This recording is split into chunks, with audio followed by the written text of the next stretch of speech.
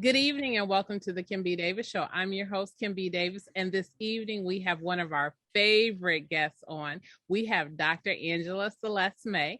She is a newly appointed trustee for the Michigan Health Council. We know her as our clinical, organizational, and forensically trained psychologist. We also know her as the president that she is a dynamo. She is. And so this topic that we're going to discuss tonight, I have been excited for because it is 2022. And Dr. Angie, Happy New Year to you. Welcome. Happy New Year. Thank you for being here. Thank you. Yes. I'm so glad to be here. Thank you for having me again. I so look forward to joining you every month. We had such wonderful discussions, and there'll be more in 2022. So Happy New Year. Yes, we are so excited. So it is 2022. It is January, and yes, COVID is still here. We have people that are struggling. You have lots of strife going on politically in our country with political divisions and anger and resentment. We have virtual school. I'm just telling you, it's rough. My kids are in virtual school, so that was for me. It's rough.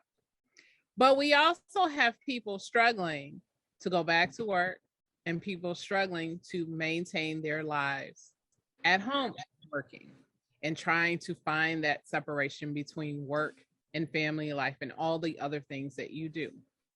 We have medical professionals that are facing burnout. We have teachers that are facing burnout. Lots and lots of people are struggling, yet there is still hope. There is hope because we are here. There is hope because we still have a job to go to. There is hope because we can still buy food.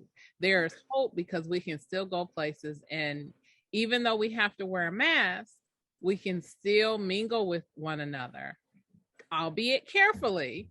However, we can still join together versus in 2020 when we were told, no, everything is shut down. And I'm not mad about everything being shut down, but we were told, be safe, stay within your own group, your own home. Don't go to your neighbor's house. Don't go across the street.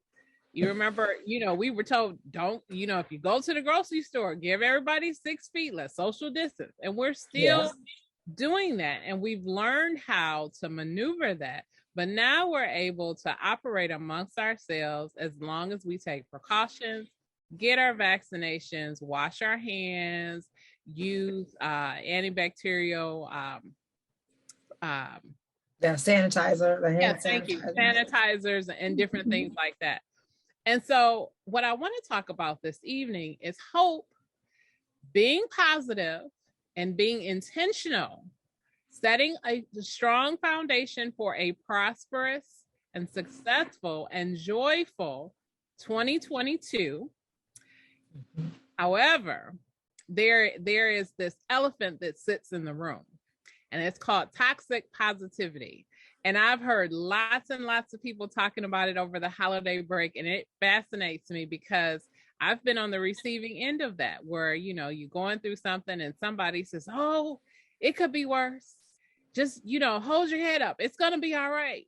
And oftentimes I think that we struggle when people feel bad or we feel bad with wanting to encourage people. So first, I want to start off and talk about being intentional and setting a foundation. So Dr. Angie, you are our expert.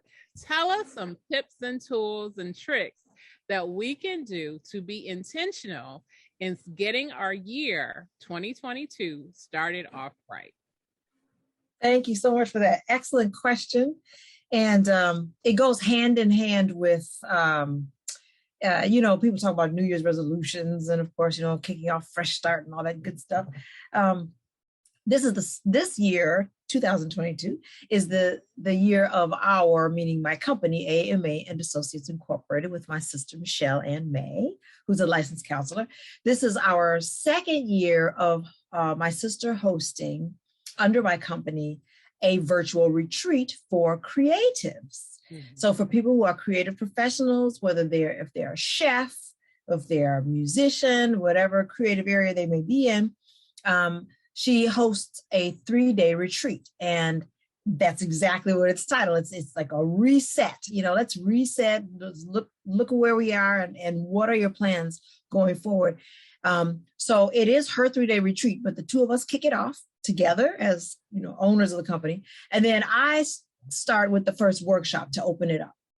And one thing that I did last year, did it again this year. It's a wonderful, powerful session. I tweak it, each time and tailor it to whatever I feel moved to talk about this particular time. So one of the things that is so key, regardless of your profession or if you have no profession or just going forward, is exactly what you just said. It's that intentionality, that movement on purpose.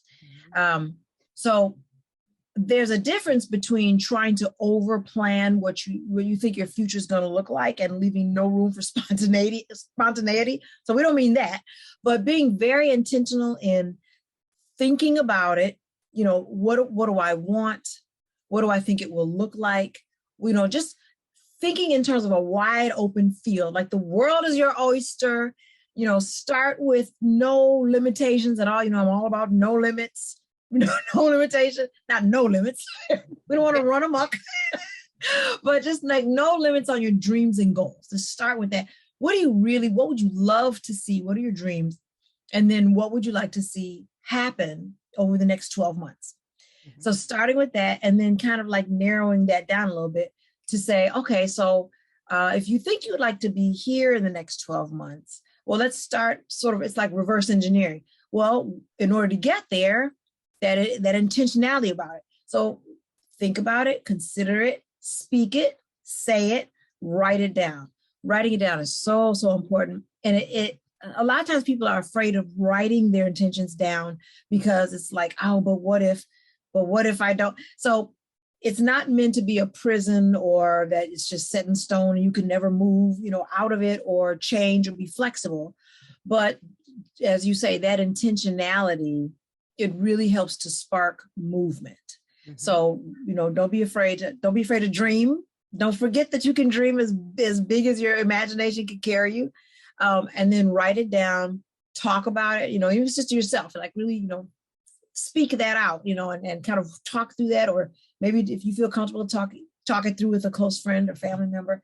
And then just sort of start letting that develop. And then in terms of that reverse engineering thinking, okay, well, if I want to make a certain amount of money, or if I would like to meet 5 more people safely, or whatever your goal may be, or goals, in order for me to get there, what kinds of things do I have to do? So adding in the behaviors, there's the idea, there's the goal and the dream, and then there are the behaviors that will help to make that happen. Do I need to, do I need to expand my network more? Maybe I want to draw. I'll tell you, I come from a family, we're a creative family, musicians, and my great grandmother was a sewer. My great aunt, her daughter, amazing seamstress. I mean, we're still wearing some of the clothes that she made, just amazing. She used to put on her own like fashion shows, back. She was just amazing. I mentioned her because she was very, like I say, intentional and, put it together and just like made it happen. So there's a lot of creativity in my family, like I said, in different areas. And regardless of what your creativity may have been, was always encouraged. So you also want to surround that. Intentionality also means being conscious and aware of your circle. Even in COVID, our circles may feel a bit smaller and they may be a bit smaller, but even within that small circle, encourage your support network to truly be supportive, which means I have these intentions. You can bounce ideas off of each other, but I'd like to know what you think about it, et cetera. But you also want to ask for the support in whatever way they can give it. If they want to be honest and say, well, I'm not sure if I can see that for you right now, then you can say, well, I appreciate your honesty. Thank you for that. And then maybe go off and proceed. So just those different aspects of writing it down, sharing it if you feel comfortable doing so, even asking for support on something, even if it's just to hear me out, or what do you think about this, bouncing ideas. All of those are part of being intentional in terms of moving forward. For myself, I'm known as a musician and a singer, as well as a psychologist, and write as you do. And, we do lots of things, but my dad was a wonderful artist, and my husband draws. And we used to have drawing dates, and we'd gotten away from our drawing dates. So he still encouraged me. He's like, I'm like, that's right. So he's bought all these drawing pads. And when I got married, I have this joke. I had him cracking up. I said, what? As long as we've known each other, and he's been a friend of the family and everything, my dad never really got to know him until we got married. Mm-hmm. And I said, once we got married, my dad just fell in love. It's like, this guy is brilliant. It's like, yes, I know. But one of the things that my dad found out that they had in common was drawing. And so my husband would take my dad on these drawing dates, and, they would draw and discuss art and whatever. So that's one of my goals. I started at the end of last year, is to draw more. So I'm drawing a little bit more. I'm trying to draw. So yeah, say it, write about it, and then, take that step, and then think about, well, do I need materials? Do I need, whatever it may be, just kind of jot that down, revisit it. And then keep yourself accountable too. Update yourself. Where am I with this, etc. So those are some tips for being intentional and joyful and excited about some things you'd like to realize in 2022. Those are excellent suggestions and tips. And I would add, it is important because I do this. So I have a group of friends where we get together at the beginning of the year. We put down different things that we want to do.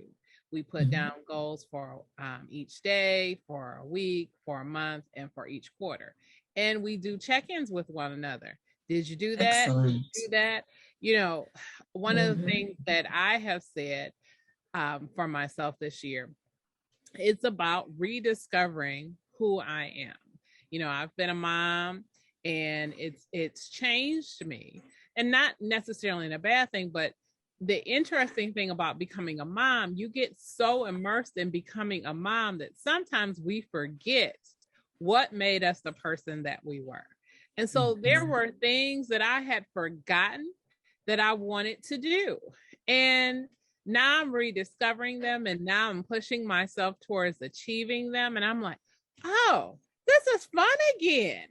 And so, it's important to be intentional, to set a goal for yourself, but it's also important to have somebody to be able to push you to say, hey, did you do what you said you were going to do? Because you said you were going to have it done by Friday at 5:00, and it's Friday at 5:30. I'm just checking in to make sure that you did what you said you were going to do. And I'm like, oh, wait, no, I didn't. Let me get back to that. And so I think those are amazing suggestions.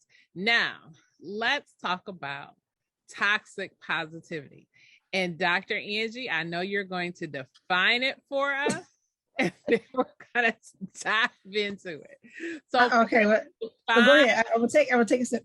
I have to get ready because it's a lot. Define what toxic positivity is, and I'll give you an example after you define it. Okay. Well, first thing I will say is it is not it's not a formal diagnosis or anything. It's not found in the diagnostic code, which we call the DSM for short. It's not in the DSM-5. But I would say that toxic positivity is, I'm going to say, an attempt. I'm not going to say it's positivity. I'm going to say it's an attempt toward using positivity, a positive attitude, positive statements, even positive behaviors to help encourage other people that can become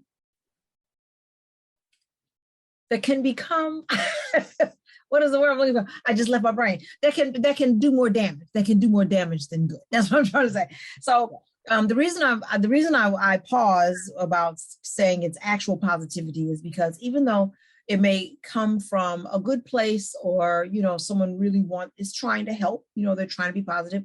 The reason I don't call it positivity, I call it an attempt, is because true positivity, when you define something positive, it's a good thing with some good outcomes.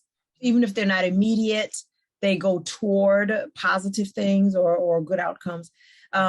The fact that we're talking about something with the word toxic in front of it lets us know that the outcomes are not a good thing as positivity is, but it's an attempt to do something good for someone, to help someone in some way, or to encourage someone in a way, but using the tools of positivity in a way that's unhealthy, unhelpful, and can be damaging, and thus the toxicity of it. I would say that. And so that is an excellent definition. And I will relate this because I was reading about this in the motherhood columns. And so there are a couple different blogs that I follow, and many of them were talking about this rampant toxic positivity. Because yes, we're in the middle of COVID, or I don't know if we're in the middle, if we're at the end, I don't know where we are. I just know we're in it.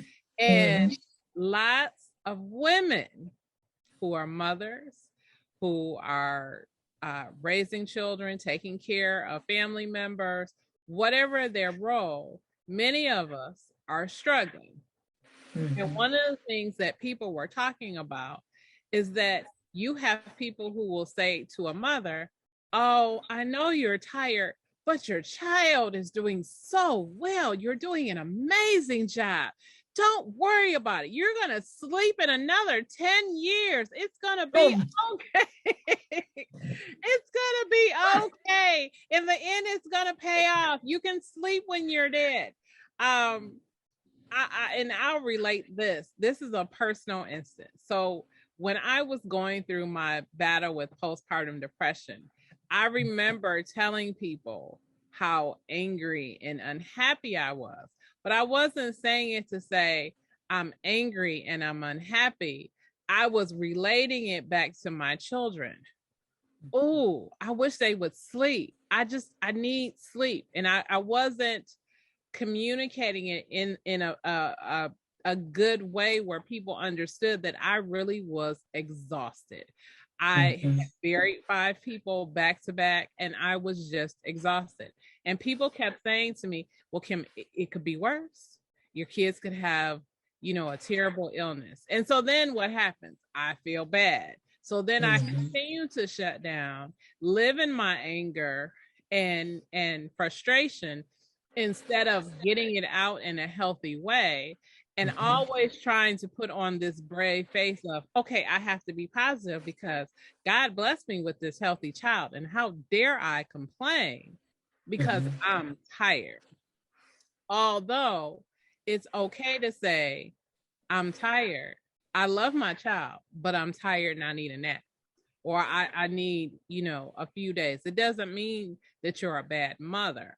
And many women are saying enough is enough. We have so much on our shoulders. There was a report that came out a couple of days ago. It says women today, that if you are a mother, your work week, your hours are 98. So think about it. Most people work a 40-hour week. And if you work 2 jobs, it's 80 hours. Exactly. And this is more than that. This is more than that. So can we talk a little bit about how toxic positivity, although it may be in good nature for someone, as you said, it's not helpful and it's not beneficial to that person? Yes, I would say that the one thing, maybe the number one thing, or one of the number one things that makes what we're calling toxic is not allowing the person to be heard. It's the lack of validation that is so harmful. And all of as you said, as you alluded to, it just compounds feelings of guilt and like you said, then the anger just redoubles and you're holding on to more of the anger. So definitely, I would say that the toxicity is really you're basically telling a person, you're wanting them to have relief. Mm-hmm. But instead of saying, I understand that you're in pain and discomfort and you're just really exhausted, blah, blah, I understand. People who care about us, people who love us, they want us to feel better so much that they just kind of want to gloss over that, whatever it was that you just said, whatever just came out of your mouth. Okay, I understand, but hurry and look to the sunshine, hurry up and look to the sunshine. And mm-hmm. It's like, it's like surgery. It's like you have to actually remove the cancer. Like you have to actually get in there. And you can't pretend it's not there. You have to identify it. You got to look at it. You got to, get it out of there, cutter it off or whatever you say, et cetera. In order for the healing to take place. And with what we're calling toxic positivity, you're trying to, rush all of that unhealth straight to the sunshine to get some healing without doing the first important key things. So yeah, that definitely not being heard, not feeling validated, and beyond more than not feeling validated, you're basically being told that that your feelings, you really shouldn't have those feelings. Mm-hmm. You really shouldn't have those feelings. Now, there's a such thing as some feelings that perhaps we should not entertain. This is why we are concerned in my field, if you have, or not in my field. If you're a mechanic and someone has homicidal or suicidal tendencies, these are feelings that you want to validate that they really feel that, but perhaps you want to steer them away from acting upon these things. So it's not like there's, pardon me, I think that's one of the things that's important for us to get more clarity on. I know a lot of psychologists and social workers and counselors are it's an ongoing practice to educate the public and share information. And that is about the difference between validating one's feelings, making sure a person, or you can't make them believe they're heard, but trying from your end to let them know that you hear them and that you respect their feelings. There's a difference between that and letting them know that every thought and feeling that flies into their head, just act on all of it. Just go and fly and run and be free. No, we may not want to do that, but the validation part. So everything that we're talking about today, this toxic positivity is another piece of that education, that it's so good that you do this and that, you have this platform and this forum to share so much valuable information, because it's just like you say, especially in, is this the beginning of the third year? Yes. I know. Third year of COVID-19. Well, I am a glass half full person. So my first reaction would be, we do have the vaccines now. We do. Okay. This is positive, but it's important to acknowledge, like I said, that balance of, because it's the truth. We have had so much loss and so much compounded grief. And as we've talked about before, the grief is not just a loss of persons, loss of time, like you said, struggling parents at home, loss of time, loss of role. Some people, yes, loss of jobs, loss of money, all that. And loss of a healthy mentality, that's taken a hit for so many people, of course. So definitely it's important to validate people in your efforts. I would say to folks in your efforts to want to shore each other up and bring positivity into one's world. Start by listening. Mm-hmm. And letting them know that you hear them. I was saying to you before we started that I was invited on a panel this evening that we did for I was a guest on it, and it was a live panel for the UAW mm-hmm. in Detroit and for their women's department specifically. And we talked about so many of these exact same things that you're talking about.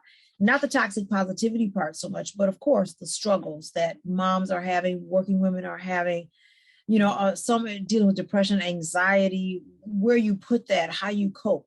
And even though we didn't talk about toxic positivity, this is definitely a coping strategy.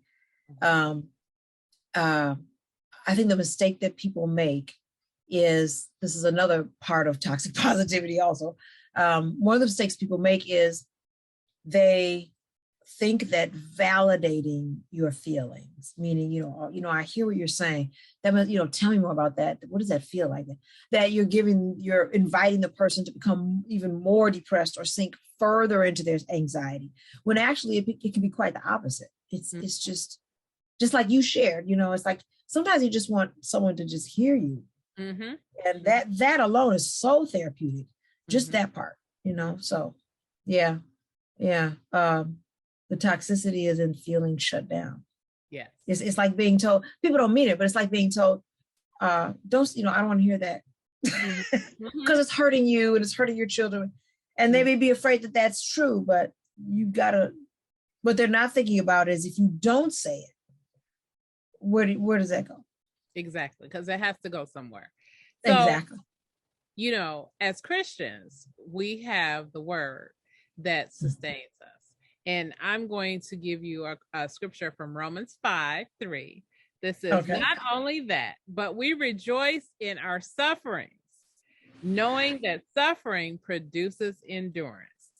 And I think that sometimes when we have toxic positivity and people are saying, well, suffering is a part of life. Yes, you're suffering. Just get over it. Just move on. Instead of asking or helping people to heal, because there is a difference. And Dr. Angie, I want you to talk a little bit about the difference between enduring something, healing, and then just ignoring it. Tell us, what the difference. And I know that's a big question, but some people, and I'm being very serious, we see this, especially now in the time of COVID. And an example, and I always have lots of examples.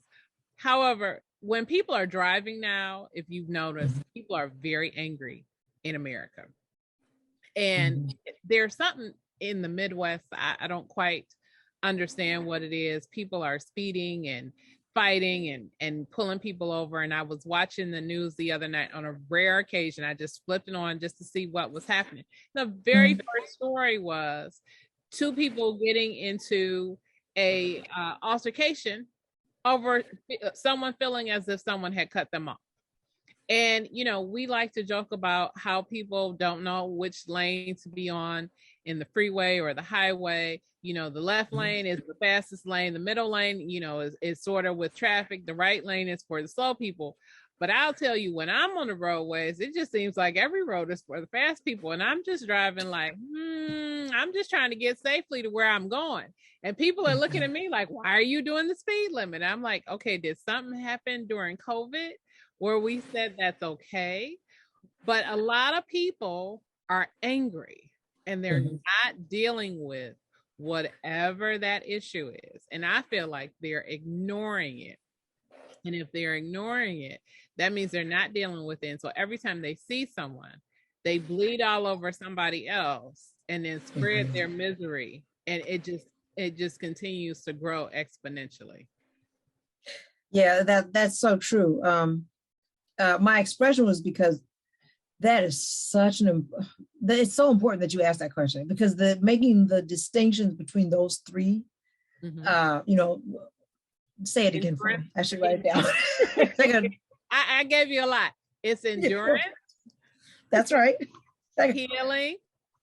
That's right. And ignoring. Thank you. Okay, so I'm writing. Okay, so starting with the scripture.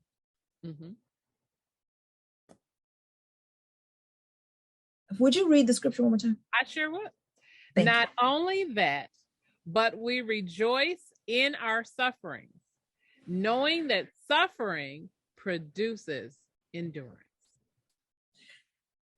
Okay, thank you. You're welcome. One of the script, if you know anything about the Bible, if you're an OT person and you spend a lot of time in the Old Testament, or if you read both equally, or New Testament or whatever, suffering and endurance are, those 2 hand in hand are key themes from the beginning to the end. And one of the things that I think sometimes people miss, and that's such a perfect scripture to read in this conversation, because it's not just enjoy the suffering. Mm-hmm. It's be joyful about the lessons mm-hmm. that we gain, and the ways, and what does that mean? The ways in which we grow, the strengths that we will build, et cetera, going forward. The Bible gives multiple tools, many tools for how to go through, how to endure suffering. Mm-hmm. Paul said, in whatever situation I find myself, I'm at peace. Yeah. Of course, he was hanging by the chains at the time. He said it down under the prison. Mm-hmm. When the ultimate sacrifice, when Christ was, getting ready to be taken, and he knew he went off to pray. Mm-hmm. And asked him to pray with me. He's telling us, he would, this is God. So, he doesn't too much need our help. He's modeling behavior here, trying to teach us how to do some of this. But he would go away to meditate and pray. So there's so many examples from beginning to end of, that focus, prayer, the meditation, the way that fasting also builds endurance. It builds a kind of focus, all of those things to be able to go through it. So it's not suffering just for suffering's sake. Okay, we're just suffering. There are times in the Bible, in the scripture, where like David talked about, why is this happening to my people? Oh my God, what did I do something wrong? And the answer was, it's not you, it's the generation before. Some things happen as a result of some consequences and reaping some things that are so there are reasons there. So I think the first thing with enduring is recognizing that, and it's the same thing with particularly our people in many countries, and definitely our country, African people brought over here. What sustained them? Mm-hmm. One of the things that did was hope. Mm-hmm. Hope and growing and belief that if I don't live to see it, one day my children's children, they'll be free, or they'll, that to just keep going and enduring. So, and that doesn't mean everybody felt that way, but it was really a sustaining principle for so many of our people. So that whole idea of enduring has, like I said, hope and faith and belief and growth and learning lessons that you then apply later, and being better able to then help someone else. That, my family was big about that, especially my mom and grandma. You go through something so you could help somebody else. So it's not all about you. Right. Those are all things that we would say, or we would consider to be positive attributes that you can then use to help your community, help your kids, help others. So that's the endurance. Those are the lessons, hopefully, of enduring, and there are many more, of enduring suffering. Where we get stuck, of course, is, and where I think so many of us are stuck, especially if you don't have a foundation, perhaps, or a spiritual foundation, or if you've gotten away from it a bit or whatever, is forgetting or not realizing that there can be so much growth in enduring. Now, I'm sure you have as well. I've talked to a lot of people who have said, wow, I've discovered, like we talked about before a little bit, I've discovered, or rediscovered talents, or discovered, all kinds of, or started new businesses or adventures or whatever, going through this time period. So that has been, it's an opportunity is what it is. It's an opportunity to open a door, to recognize some things, to rest, whatever the case may be. I mean, at least at the beginning during the shutdown, as you were mentioning initially.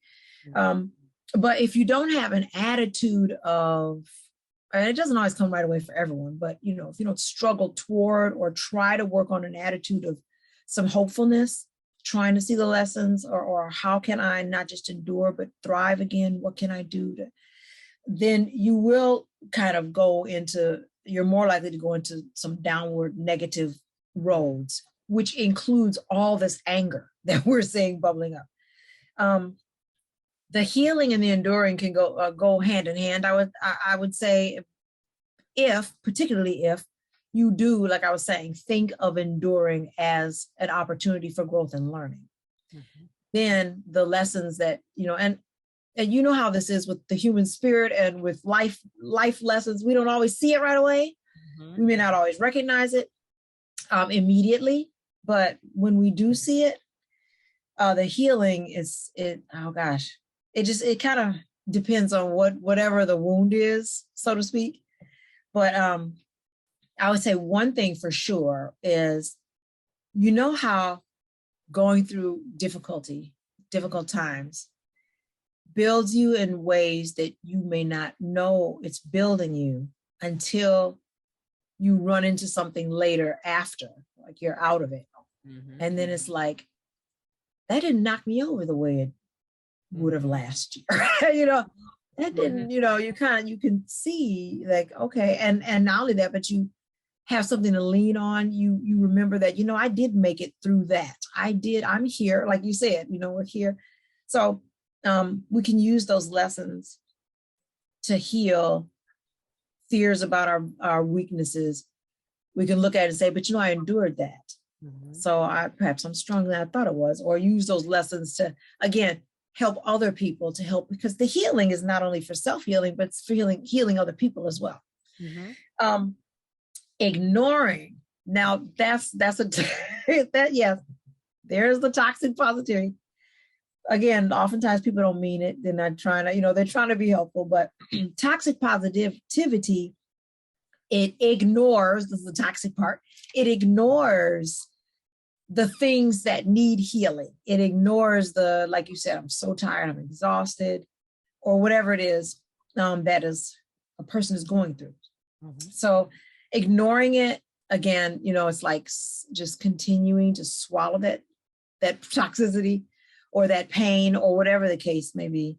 And same, with the surgery analogy again, if you're not trying to cut it out and you are, you're just ingesting more of that, then it just compounds and it gets worse and worse. And again, I think we can draw a direct line towards a lot of the anger that we're seeing that you are describing. But I have to mention something else too. So much of this definitely has to do with the COVID, feeling separated from each other. And it's not just feeling separated. I think it's feeling that there's nothing you can do about it. It's the helplessness, I think, that really feeds a lot of the anger for a lot of people. But also the ignoring, yes, but the ignoring, not addressing what may really be at the core. I think I've mentioned before, for a lot of people, these issues were already there, and then COVID kind of brought it out.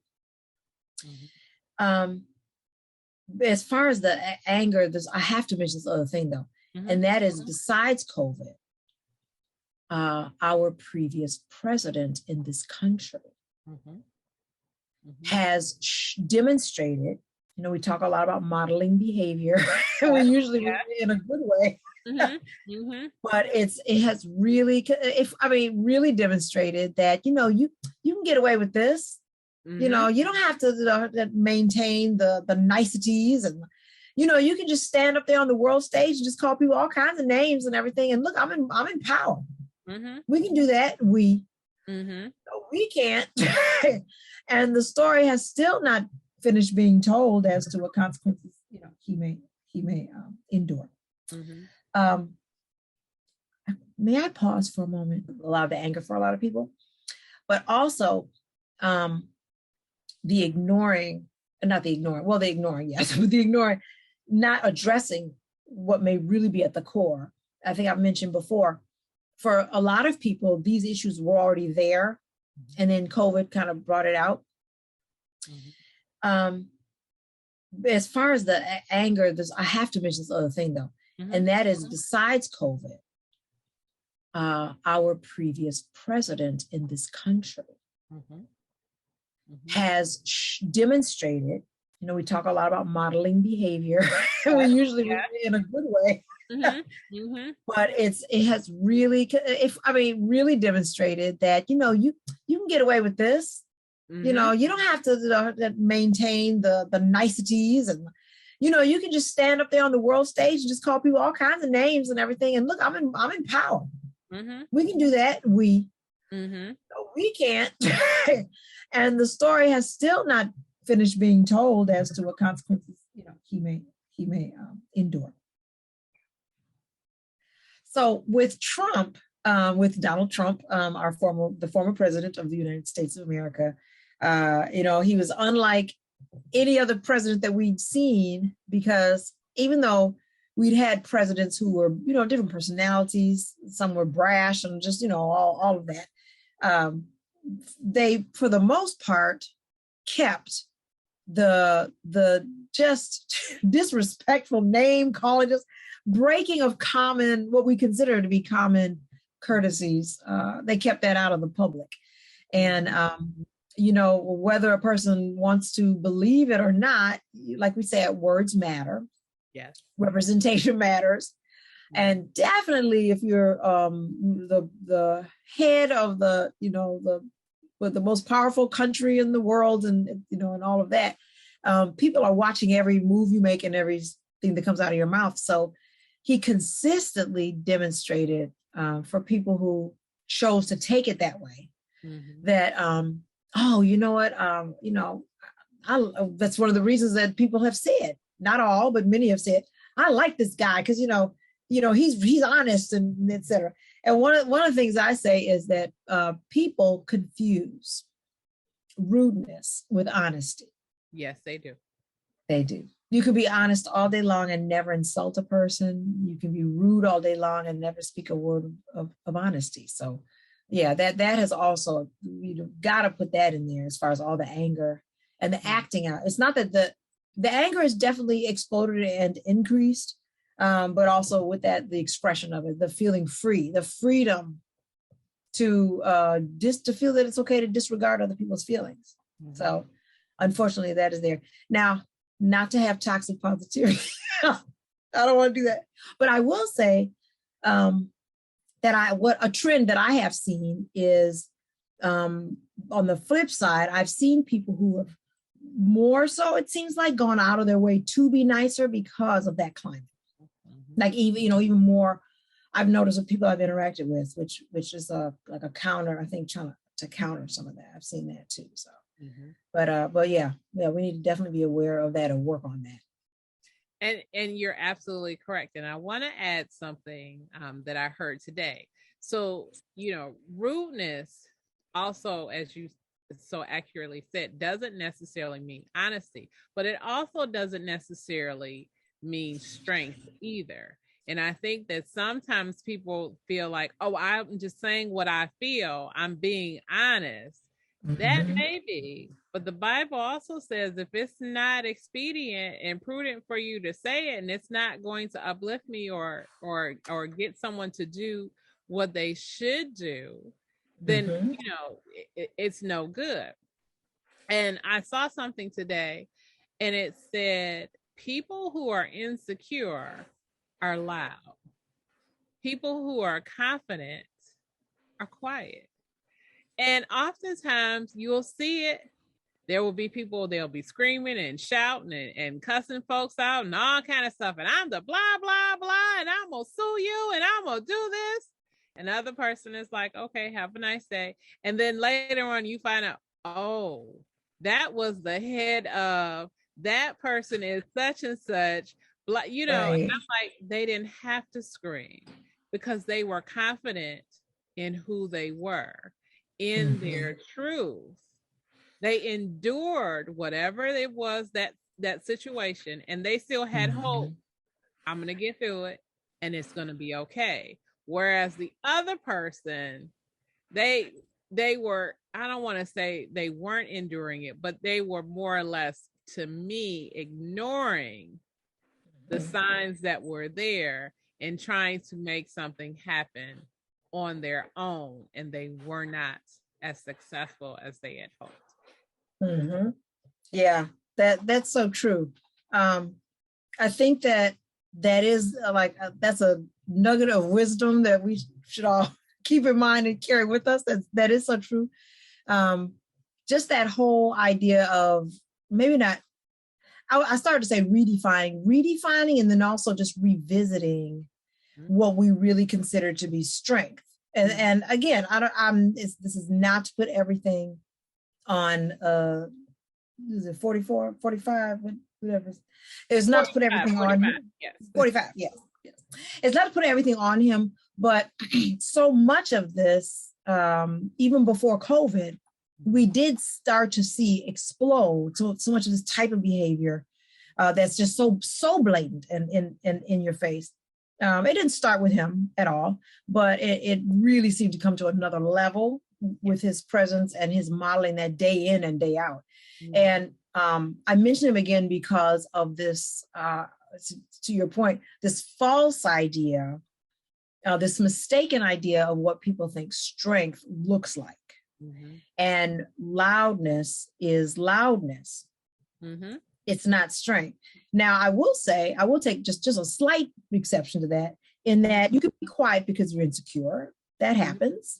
You can be loud because you are, pushing for George Floyd to have some kind of modicum of justice. These things are absolutely, of course, they're true. But to your point, absolutely, to be loud in and of itself does not mean strength. Because sometimes you're allowed to drown out people because you don't want to hear the truth, and it takes strength to listen and be quiet and hear the truth. And some truths are very painful. They're not comfortable at all. So you're absolutely right. I think that going forward, as we look forward and reset and plan intentionally for 2022, is to remind ourselves, redefine and remind ourselves of strength, think the positive things that have helped us endure thus far, and to thrive and not just, exist. And those things are what strengths look like to us. The people whom we've admired who are very strong. You can be loud and not say a word. Martin Luther King wasn't necessarily quiet all the time, but whomever, if you're speaking, is it there to help someone? Is it there to make a positive difference? Is it there to move the needle forward? Is it there to help with your goals as well? So I just think that all of those things, we need to just start from where we are, take a deep breath.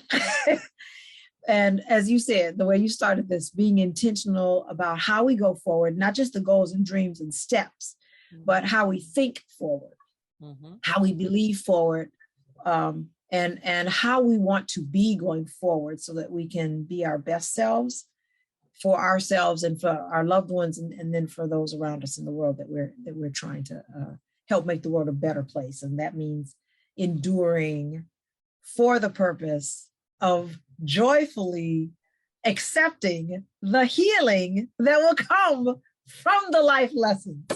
Amen. That is a perfect way to end our first discussion of 2022. Thank you, Dr. Angie, for coming on the Kim B. Davis Show. Now, tell us how we can reach you. Tell us about your books, about your coaching sessions, your music, and everything else that you have going on. Okay, well, I was like, but here's the book. So my book, thank you so much. My book is called Freedom: What is the Experience of Living Without Negative Self-Imposed Limitation? Wait, I've got to get it in the script. There it is. Freedom: What is the Experience of Living Without Negative Self-Imposed Limitations? And you can get that on Amazon.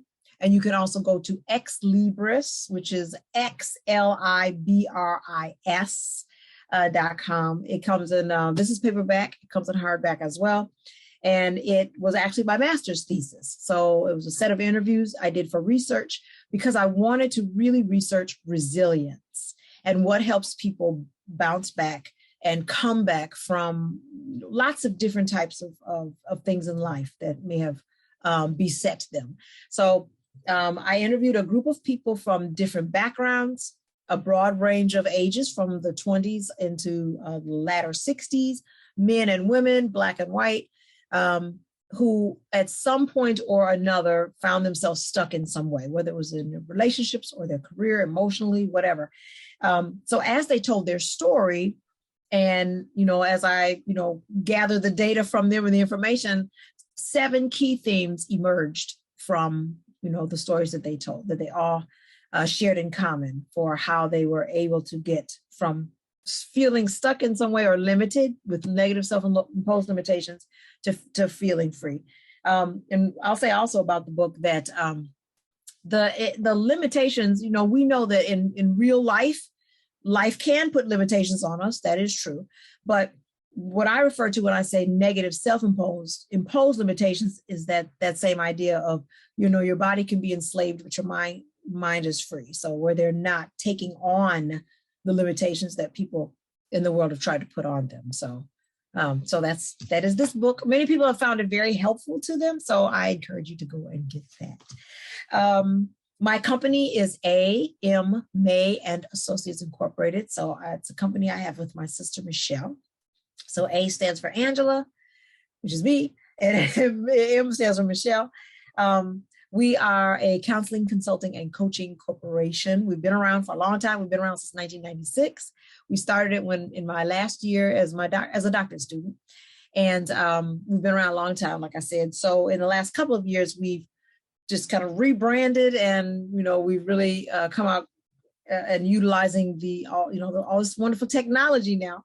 So you can find us at our website, amaassociates.com. You can also find us on both our Instagram and our Facebook pages. We do, like I said, counseling. My sister is a licensed counselor, so I'm not offering therapy right now, but she is.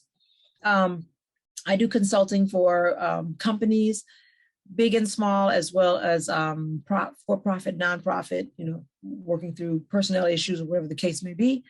And then the coaching, we do a variety of life and personal and professional coaching, help with career issues, creative coaching, because we're both creative professionals, we're both musicians, and I do doctoral coaching as well. So if you're considering a doctorate, or if you are working on your doctorate, and there are so many aspects of a doctorate program, regardless of the field and regardless of the institution that you're going through, that are in common.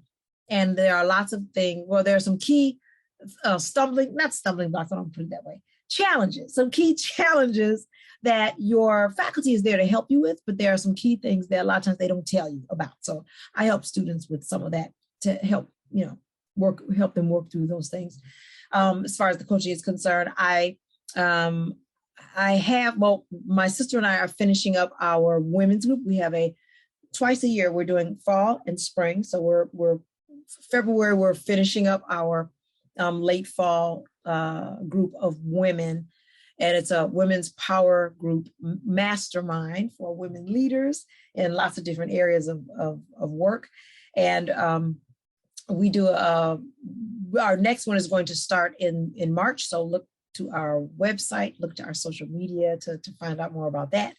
And I also have a men's group, I call it stress management coaching group for Black men. And I say in my tagline, it's not therapy, it's strategy. So it's just, I work with a lot of men over the years, and Black men as well, whether as their therapist, as their instructor, mentor, regardless. And, so many of them, as we know, have said that, so many of these coping skills, especially in this day and age, or any day and age really, for healthy stress management. There's stress management and then there's healthy stress management. We're just not taught. And certainly we're stigmatized for, a Black man or Black man as well, to even acknowledge that he needed, help with such things. So that starts in Black History Month. So that starts in February. So every Tuesday at 7 p.m., we're going to be meeting virtually via Zoom, and we're going to tackle every week, a different aspect of stress management from the mental health perspective, physical health, emotional, spiritual, etc. So a lot of good tools there. Musically, I am president of Celeste Productions Incorporated as well. And under that, write and produce and record music, and I also teach music. So I am teaching a couple of live students, voice and piano, but I also teach virtually. I do some of that in terms of piano in particular. So you can contact me either through Reverb Nation, reverbnation.com/Angela Celeste May, or and my middle name is Celeste. So it's on the screen there. So Celeste, CELESTE, MUS, short for music, and the number 1 at AOL.com. So Celeste MUS, the number 1 at AOL.com for lessons. And I've got recording projects coming up. I usually do more of that towards the warmer months. So I have some stuff. I'm doing more writing now. So I plan to do some recording for myself and another project that I'm working on producing as well. So that's some of the stuff I've got going on right now. Tell us how we can find you on social media. Oh, yes. So, yeah, other than the Instagram and the Facebook for my company, you can find me at Angela Celeste May for my personal Facebook page as well. On Twitter, I went by Celeste MUS1 for a long time. So that's still up there, but it says it's Angela Celeste May. Dr. Angela Celeste May for my music Facebook page. You can find me there as well. Come follow me. And on YouTube, I have a YouTube channel. Again, Angela Celeste May, just like put that in there. So I'm on YouTube. That's mainly for music stuff. I do vocal quick tips. I do information having to do with genres and lots of good information that people say they find very helpful. So follow me, come check me out, and all that good stuff. Awesome, Dr. Angie. Thank you so much for being on the Kim B. Davis Show and for helping us to get intentional about our 2022 and being joyous and prosperous and being successful and getting rid of that toxic positivity. I know that next month we'll have another exciting topic, so we can't wait to see you next month. Thank you so much. Thank you again. Thank you guys for tuning in to the Kim B. Davis Show. You know, as your host, you can find me on Facebook, Twitter, Instagram, TikTok, Snapchat, LinkedIn, everywhere on social media. And it's Kimberly Batchelor Davis. Bachelor is spelled BATCHELOR. You can see this show at youtube.com/Kimberly Batchelor Davis. You can hear this show on Apple, Spotify, Stitcher, and Google. You can learn more about me as an author at kimbdavis.com. Thank you again for tuning in. I hope to see you on our next episode. And as always, remember, be magnificent.